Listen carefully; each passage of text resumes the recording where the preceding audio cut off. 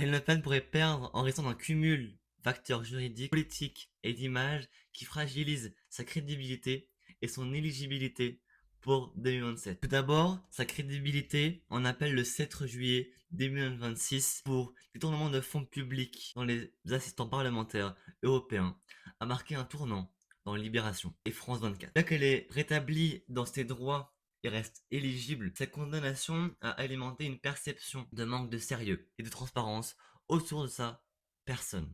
Les juges ont confirmé sa culpabilité, ce qui a relancé le débat sur son aptitude à incarner une alternative crédible aux yeux des électeurs modérés. Libération l'avait dit. Ensuite, les sondages de 2026 montrent une légère baisse de l'intention des votes par rapport à Jordan Bardella.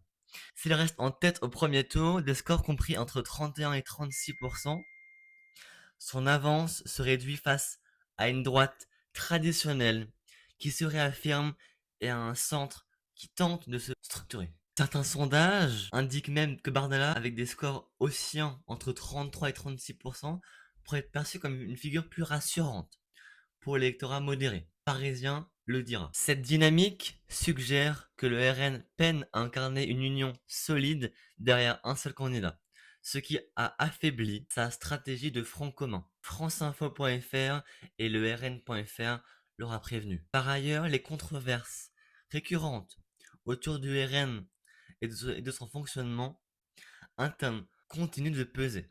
Les révélations sur ses pratiques financières opaques, les tensions internes entre Marine Le Pen et Bardella, ainsi que les critiques sur la gestion du parti alimentent un climat de défiance. Revue politique l'aura dit. Les médias soulignent aussi une usure de l'image de Marine Le Pen dont les prises de position sont de plus en plus contestées, y compris au sein de son propre camp. Enfin, l'environnement politique français reste instable. Les élections de 2026 qui se profilent à l'horizon pourraient révéler un essoufflement du RN dans les territoires où il avait proposé ces dernières années. Une défiante dans les scrutins locaux affaiblirait mécaniquement sa dynamique nationale et sa capacité à mobiliser pour 2027. Alors, qu'en penses-tu?